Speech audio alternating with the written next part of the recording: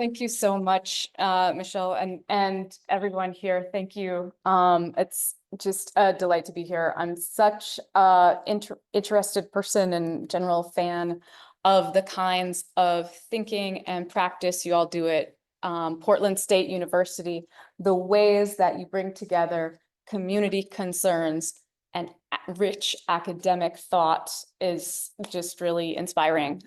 So thanks for letting me be here. And letting me talk about culture. So,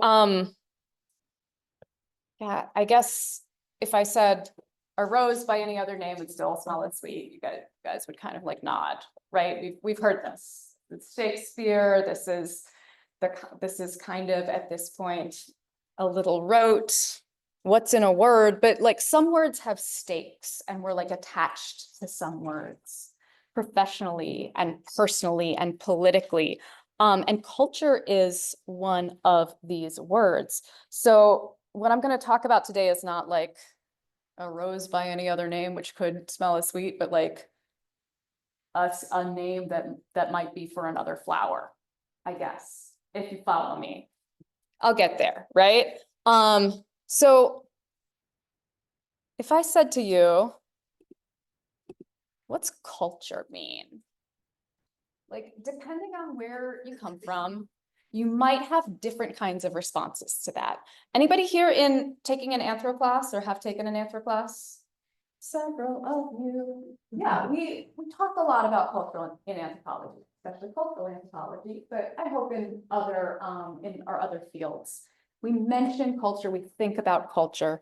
And we think about culture as I just threw together my notes and I put a sort of a geared citation in here, a historically transmitted pattern of meanings embodied in symbols, a system of inherited conceptions expressed in symbolic form by means of which humans may communicate, perpetuate, and develop their knowledge about and attitudes towards life. It's about meaning making, it's about tradition, it's about change, it's material, it's social, it's conceptual, it's individual, it's shared, it's culture, you know?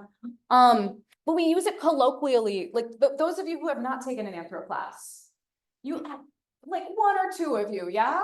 You guys use culture too. Like culture is a term that you may use in your day, like ad hoc and in your daily life. And as an anthropologist myself, I'm really interested in that too. And I think we all kind of need to be.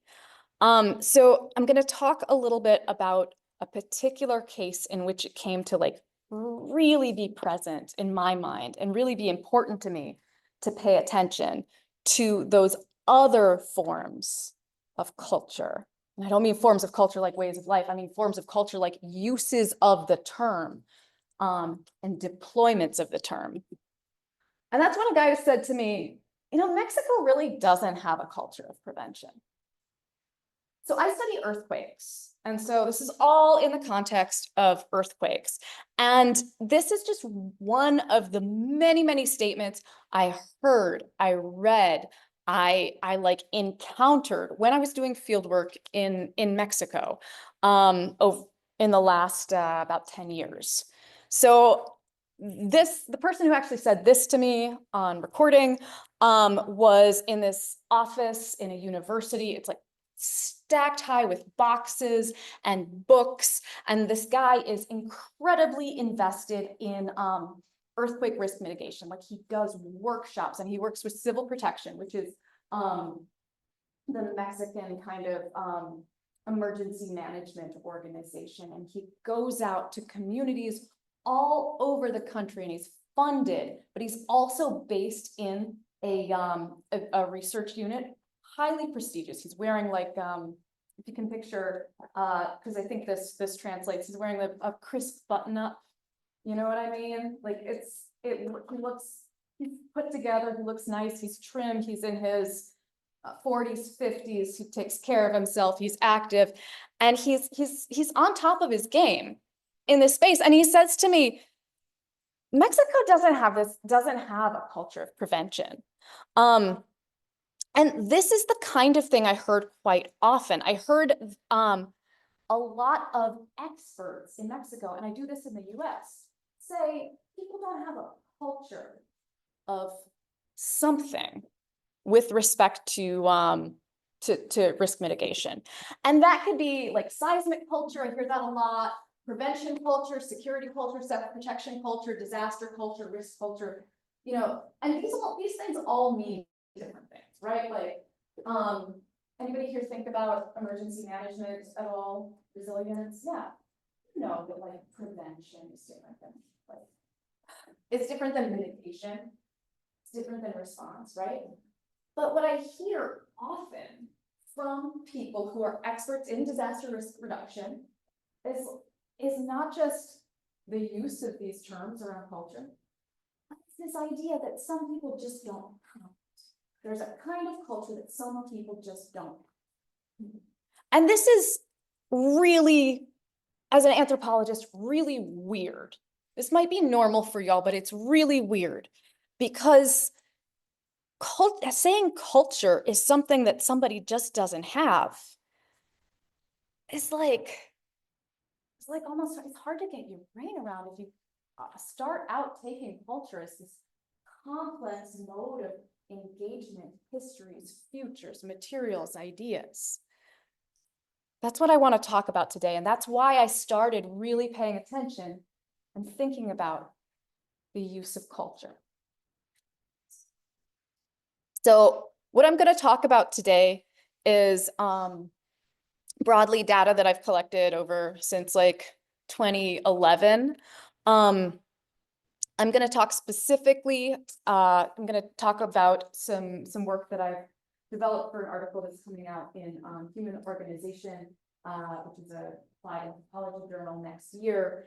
And I'm going to think about things that I got from a lot, particularly interviews, review of popular media, specifically over 150 newspaper articles and editorials published after Mexico's massive 1985 earthquake, when civil protection, that is emergency management in Mexico, was kind of transformed.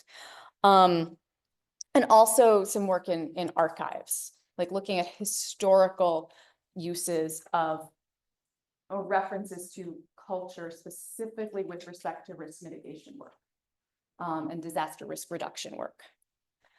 I like to be specific about this just to kind of let you know where I'm coming from when I talk about these trends.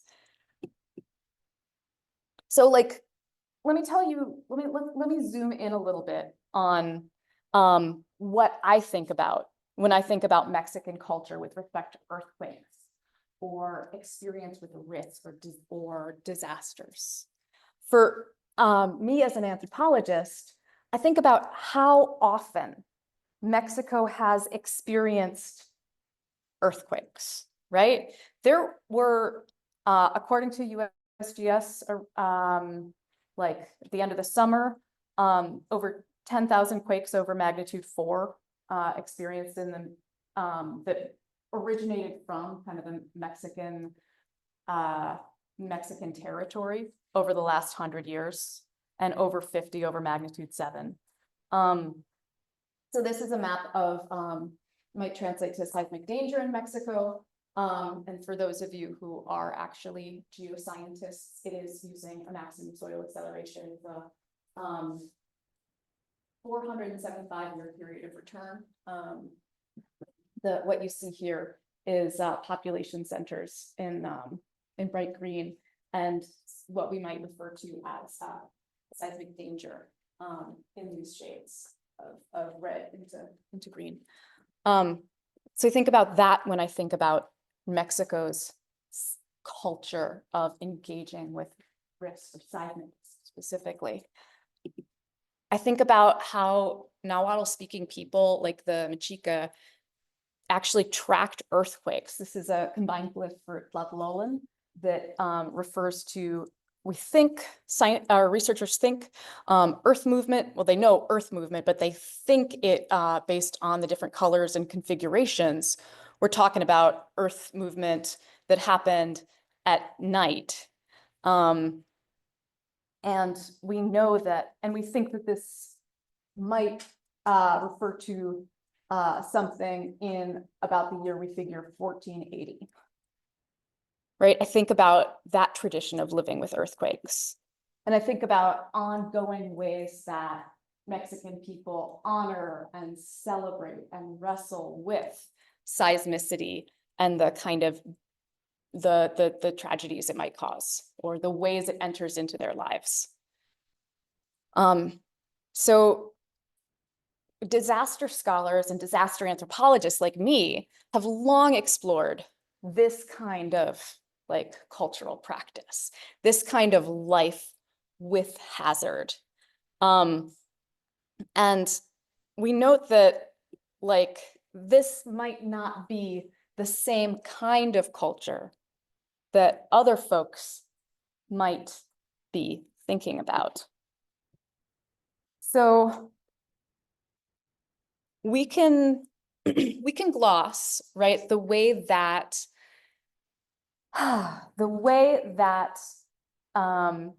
culture is approached in disaster risk reduction. We might gloss. Many people have glossed it, in fact, as just like one more instance of a centralized form of kind of governmentality, right? Like a one way that a technoscientific set of experts might tell people, ordinary people, what they might do. And this is an analysis that is actually really, really prevalent in disaster anthropology. We're really aware that sometimes disaster risk reduction experts spend a lot of time telling people what a good idea is without asking people what their lives are like, how they live with it, right? How they live with their hazards, how they live with all the stuff that goes on around them. And if you want a really great and kind of angry making read on that note, J.C. Gaillard came out with a book in 2022 about just that, about how centralized, uniform, technocratic, how much of a reproduction of Western hegemonic knowledge our like kind of mainstream disaster risk reduction can be. And he really points out a lot of really thoughtfully points out a lot of themes that are really kind of like troubling to wrestle with, right? But I'm kind of not really content with this idea that what disaster risk reduction professionals are doing is just reproducing hegemonies, or just telling people what to do without listening to them, or for that matter, just misusing the term culture and applying it to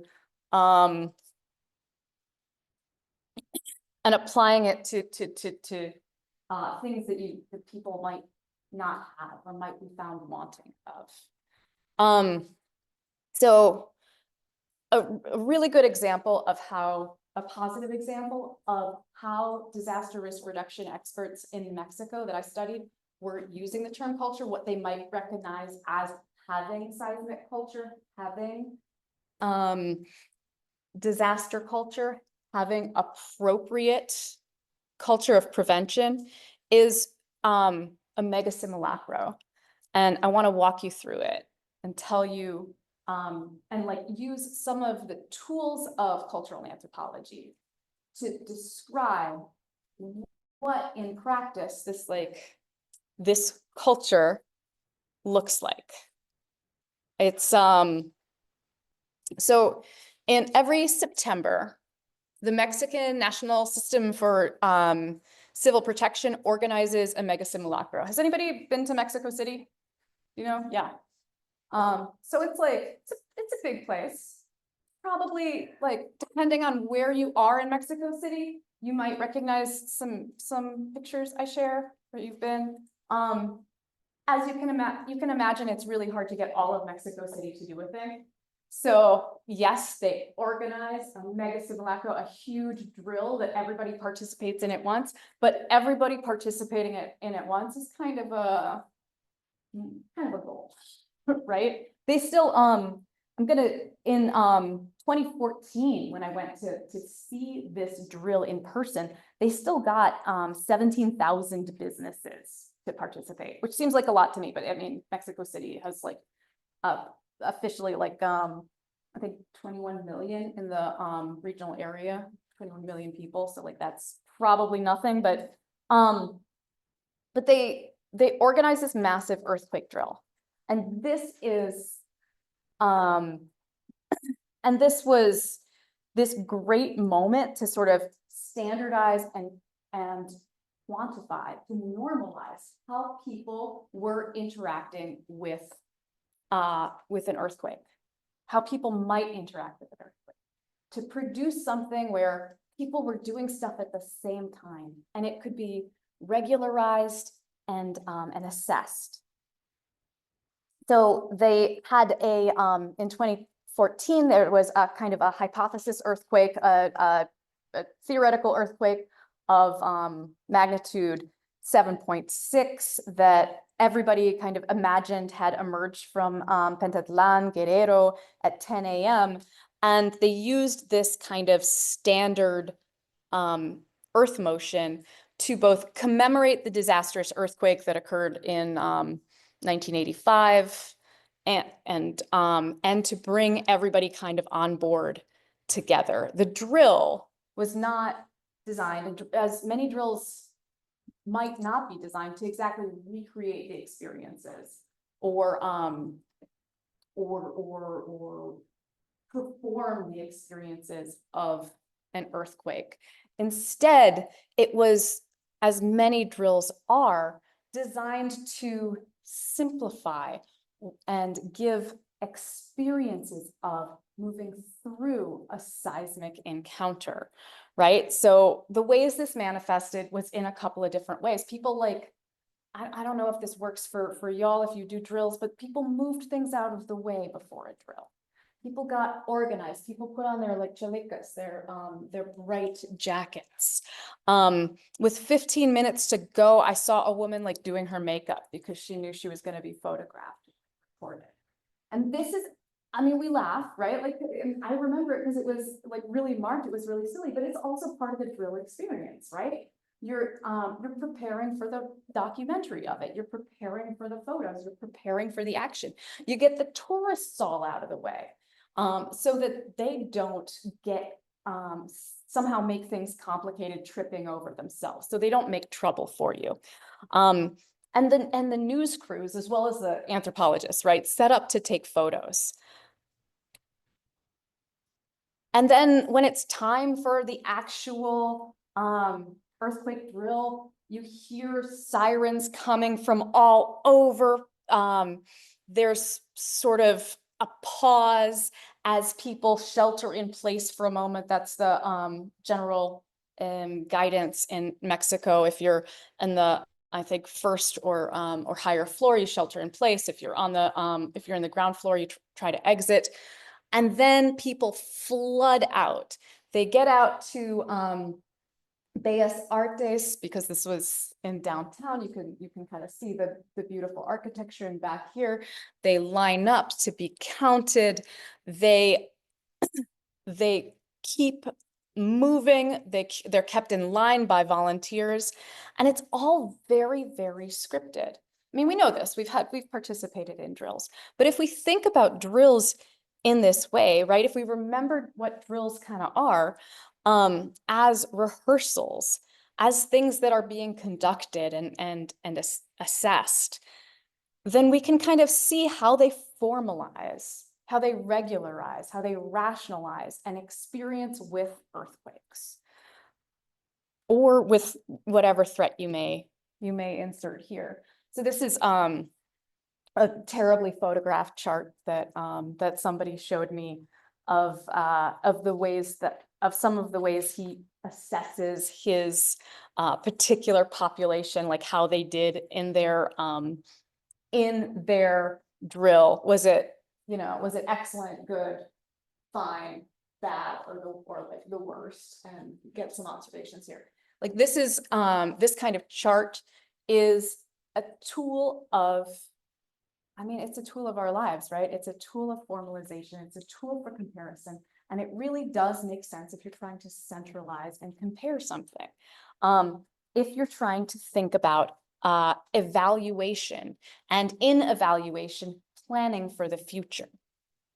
So in 2014, when I got to visit this drill in the building that I sat in and that I photographed, evacuation took 15 minutes and 27 seconds, which I was told not a bad, it's a not a bad time, not the best. And I was told, like, you know, it's thank goodness it's not the best, because then we'll have something to shoot for. Like this kind of tool and this kind of comparison facilitates further formalized interventions in disaster risk reduction that may have may not be connected to actual disaster or hazard response itself, but may facilitate further formalized action, right? It's integrated into all these other things that we as planners and organizers may want to have done. And so I think about this, when I think about this critique of disaster risk reduction work, when I think about the idea that disaster anthropologist Anthony Oliver Smith has, for example, called a matter of technocratic impositions, focused solely on physical and material threats that aren't really tied in with local culture, right? This critique that many disaster anthropologists rightly have of when they see disaster risk work, when they note that it's coming from a centralized place, when they note that people don't often listen to communities, ask about community practices, community encounters with phenomena like earthquakes, and instead assess culture and find it wanting.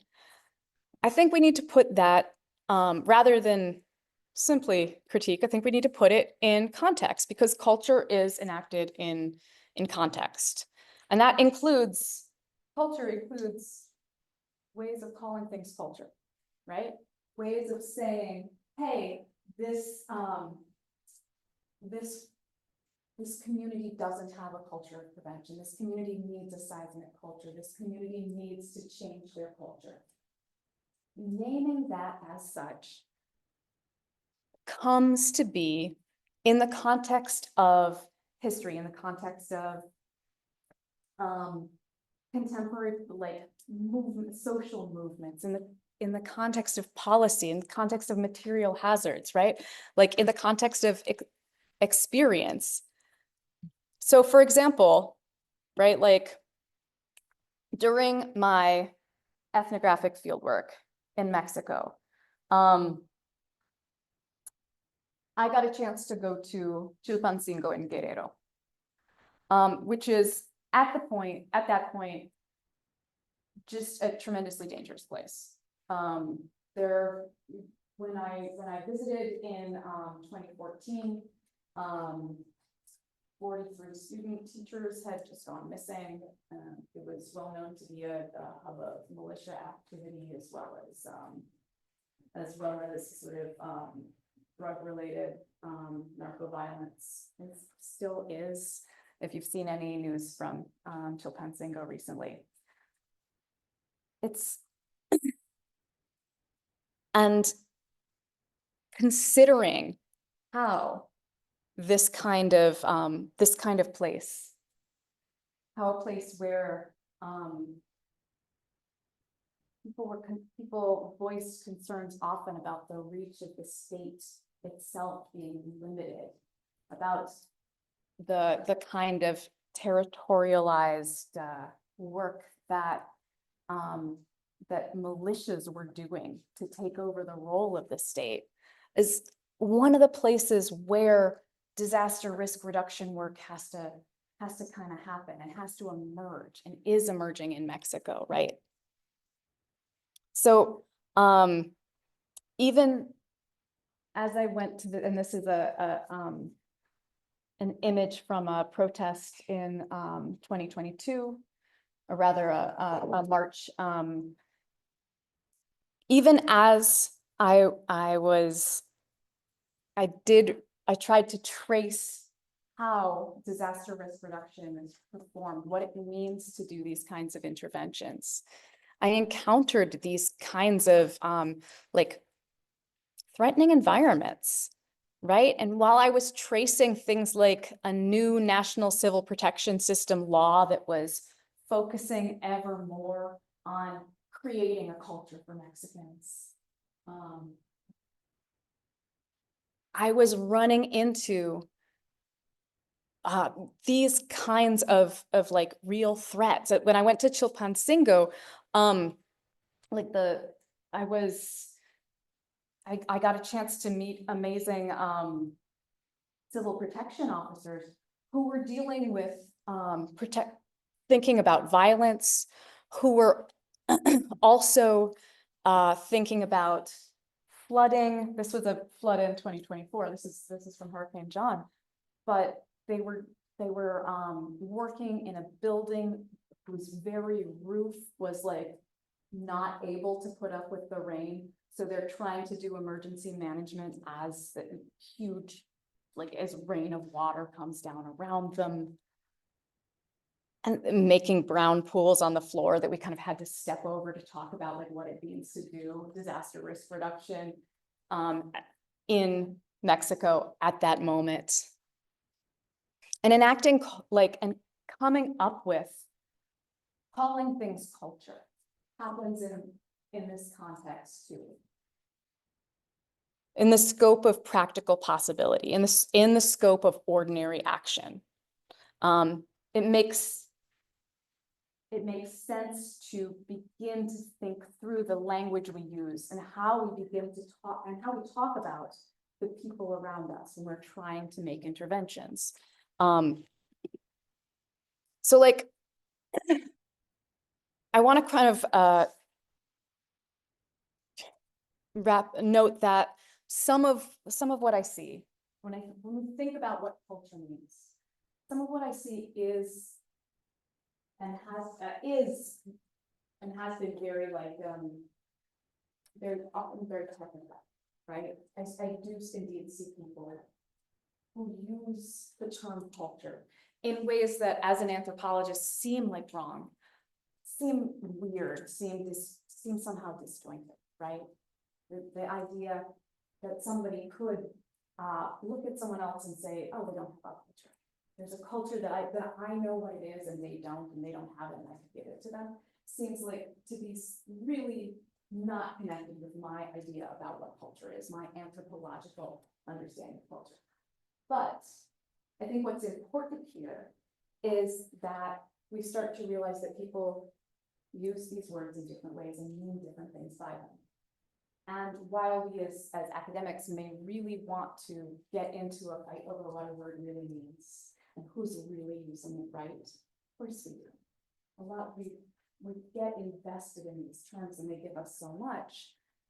I think that one of the more valuable activities we could do is try to figure out what people mean by the word they're choosing to mean instead, using our resources to try to better understand, okay, like what are your uses? What are your stakes? Why do you want to use this idea? What do you want to highlight? And consider why. And this might be a sort of ordinary point to a lot of you here at PSU. Like, let's find out what other people mean by the words that they're using, rather than get in fights about them. But this is actually a really fraught shift to make in the context of where cultural anthropology sometimes is today. We want to double down on the things that we find our own and that we value and that are within our territory. But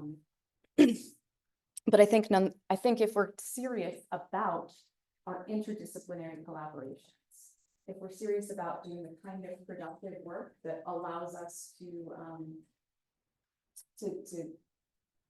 build things, as well as to critique things, then learning to critically participate and understand our colleagues and our collaborators in whatever fields they may be in becomes like incredibly essential, rather than and our conceptual tools can still serve us well, even if we kind of don't try to claim terms as our own or fight over their particular valences.